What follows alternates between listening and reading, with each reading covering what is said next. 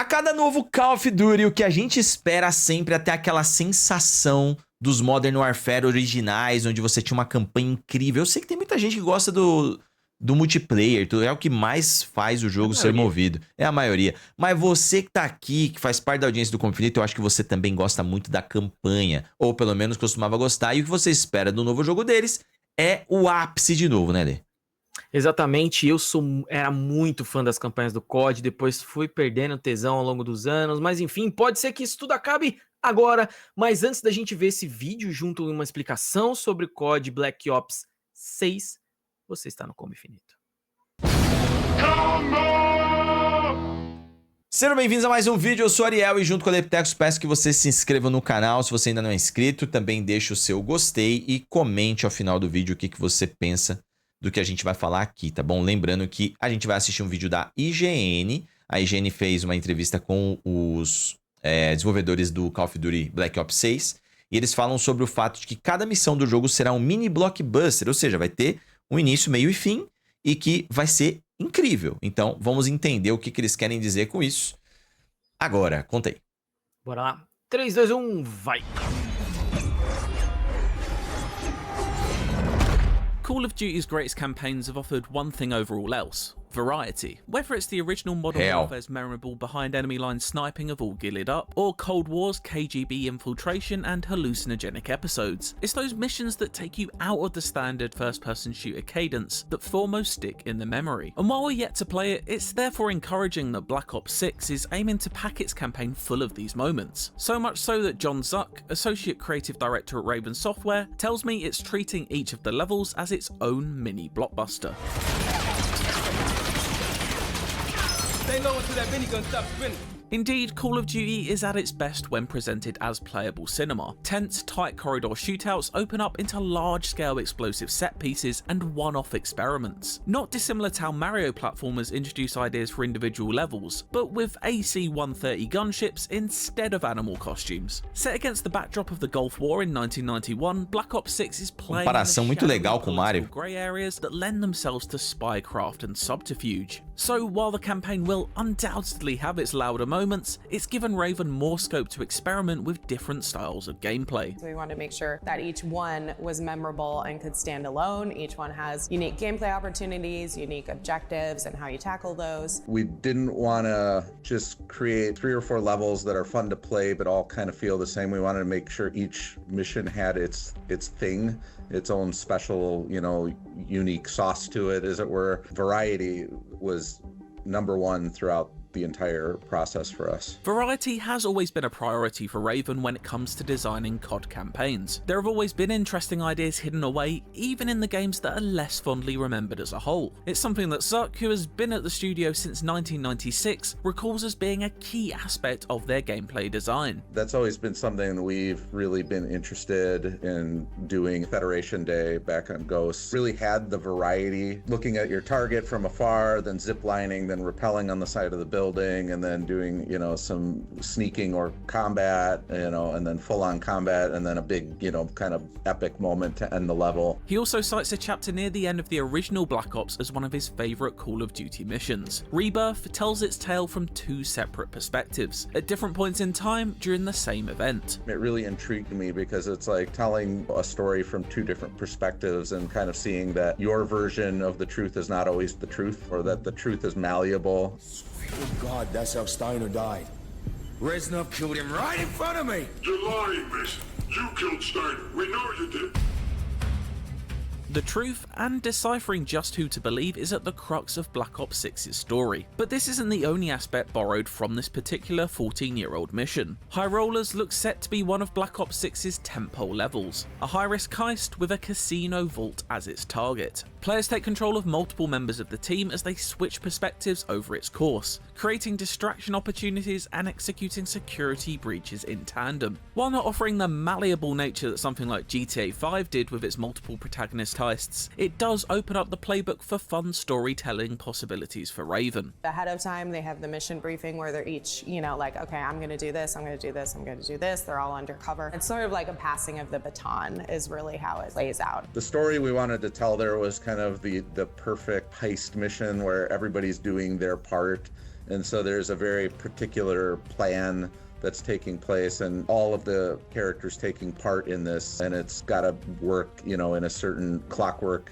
type fashion for them to pull off this event. I modified the infrared image to highlight the capillaries in the Senator's retina. It should have just enough resolution. That briefing takes place in the expanded mansion hideout you'll get to explore in Black Ops 6, an evolution of Cold War's safe house location that lets you talk to other characters, uncover secrets by exploring, and interact with the all-important evidence board. Another distinctive element of Cold War was its willingness to let you holster your weapon for an extended amount of time, a virtually alien idea compared to the majority of what Call of Duty stands for. A prime example of this was the memorable mission Desperate Measures, which had you infiltrate a high-security KGB building, taking you through checkpoints and wearing disguises as Raven fully embraced the espionage lifestyle. It was more Hitman than Call of Duty, and we're set for similar antics in Black Ops 6. We can do this loud or quiet. Most Wanted, which you've seen in the trailers. That one we do have more of a pick your way of how you want to accomplish this part of the mission. There's two distinct parts of the mission where you can choose how you want to play it, and for the replayability factor, more so in the first part, there are multiple ways to accomplish a goal, and so we think that players are really gonna, you know, they're gonna do one and they're gonna talk to their friend and say, I talked to the senator's wife and did pela data, né, like, do jogo. I didn't do that at all. I was trailing this shady character and ended up accomplishing my goal this other way. And then, you know, that crosstalk gets people interested. Well, what did I miss? I should go back and check that out and see what the other path is. Some of the missions have those options of like, okay, these are the objectives, and then you can kind of get the lay of the land and choose which one you want to tackle first. Or again, if you want to go in hot or stealthy, there's options for that too. So it kind of depends on the mission, but I think that's where some of the replayability comes in, like with the political gala, you know, this time you want to blackmail the senator, this time you want to, you know, hack into a silent auction. While variety is at the forefront of Black Ops 6's campaign, so is flexibility and that desire to approach objectives the way you want to. The game may lead you in a certain direction or politely suggest a wise method, but that doesn't mean you'll need to listen. Crucially, apart from a couple of occasions, you won't be punished for doing something the wrong way. Auto-fail stealth, for example, will be a highly rare occurrence. There are moments where we are very much wanting the player to play stealthily and be careful and quiet, but where possible, we try to allow you to play it how you want. And I would say more times than not, you can go loud if that's the way you want to play it. If we can't outgun them, we outrun them. Just like that, huh? Just like that. You're still getting all of those, you know, blockbuster combat moments for sure. I mean, that's like the bread and butter, but in addition to that, we're layering in these other elements. I love the more stealthy side. I like going in undercover, so it's been a lot of fun for me to play. That variety is promised across the board, and while only a couple of examples have been name-checked here, the plan is that no one mission stands out as being Black Ops 6's ace in the pack. Instead, Raven has endeavored to keep the campaign's chapters consistently engaging and surprising in their setup. We're not banking on any particular mission doing that. I think what's so great about the variety is that depending on what kind of player you are, there's different missions that you like, right? So, and I mean, I have personal like story elements that I like in certain missions, but then the way that I get to play in another one might be different, so I like that one. The Black Ops series is known for its twisting stories, full of memorable characters and globe-trotting locations. With an added emphasis on gameplay variety, Black Ops 6 is shaping up to be an exciting possibility. Throw in different ways to approach these missions, and the expectation is that you'll want to replay certain parts too. These gameplay options won't necessarily have an impact on the story as a whole though, as the plot itself is locked in this time around, with no multiple or hidden endings to go in search of. Black Ops 6 is a linear story, so there is not a branching ending for this one. Suck also promises a slightly longer campaign than Cold War's, of which its short length was a main criticism held against it. We'll find out just how much Black Ops 6's campaign lives up to the promise when it arrives on October 25th. Tá aí. A Activision fez história com COD pela qualidade que as histórias tinham também, né? Não é só por causa do multiplayer. Mas quando você alcança essa qualidade absurda que teve nos Modern Warfare na época, e que eles tentaram reproduzir diversas vezes, e o Black Ops conseguiu em alguns aspectos durante alguns anos, é difícil você reprisar, né? Então esse acaba sendo o desafio deles a cada ano. E o jogo ser anual também não ajuda, né? Você a ter tempo pra produzir. Mas no ano passado, o último jogo era... Mas o jogo não é anual. O jogo é anual. Ele só não é anual porque eles têm... Pro consumidor.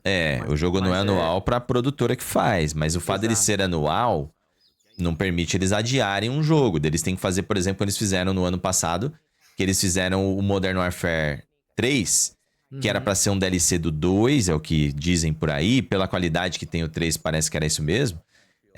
Virar um jogo maior, e aí ele virou um jogo enrolado, né? Porque esse jogo, pelo visto, precisou de mais tempo. E esse jogo, pelo visto, tá entre as grandes ambições deles pros próximos anos aí. Então, tomara que o time esteja acertando, porque faz falta pra caramba jogo assim, tá ligado? Eu arrisco dizer que COD só é COD por causa das histórias de COD. Eu acho também.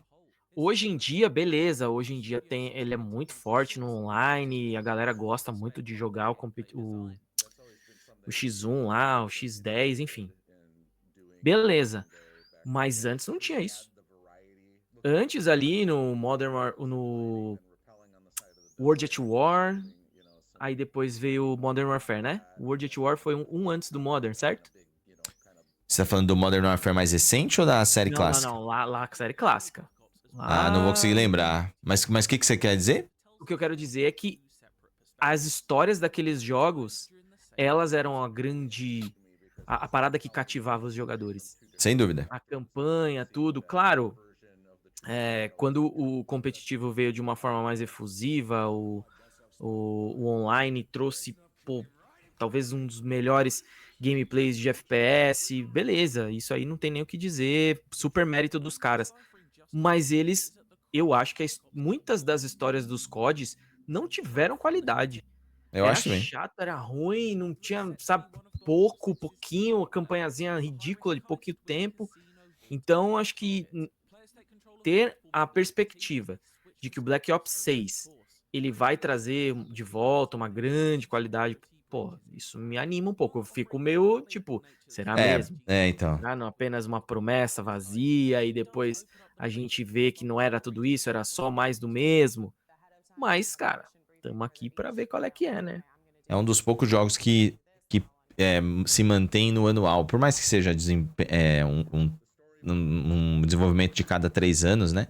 Pra cada um dos estúdios. Mas ainda deve se manter por conta da qualidade que tem, né? Não pode ser só pela quantidade de fãs que possui, porque os fãs também vão saber em algum momento quando é a hora de parar, eu imagino. Então eles estão acertando em várias coisas, mas em outras ainda não. E eu acho que uma das coisas que eles fazem muitas vezes é tentar se copiar. Às vezes você pega uma missão onde você tem que seguir um cara, e você fala, eu tô sentindo um déjà vu aqui. E às vezes não alcança a mesma qualidade que tinha lá na época do Modern Warfare, e você fala, os caras parecem superficial. E tudo que a gente vê desse jogo, do novo, a campanha, parece algo legal, parece algo criativo. Então é torcer para que isso seja alcançado, porque se torna mais um ponto de qualidade pro COD, eles continuam evoluindo, né? E hoje a gente tem o COD como ainda o principal jogo de FPS, seja pra campanha, seja pra multiplayer. Os caras estão ainda dominando, né? Comenta o que vocês têm a dizer, mais o vídeo pra vocês aqui falando de Call of Duty. A gente vai esperando o jogo chegar pra fazer o review pra vocês, como a gente faz todos os anos, beleza? Um abraço, até o próximo vídeo. Valeu.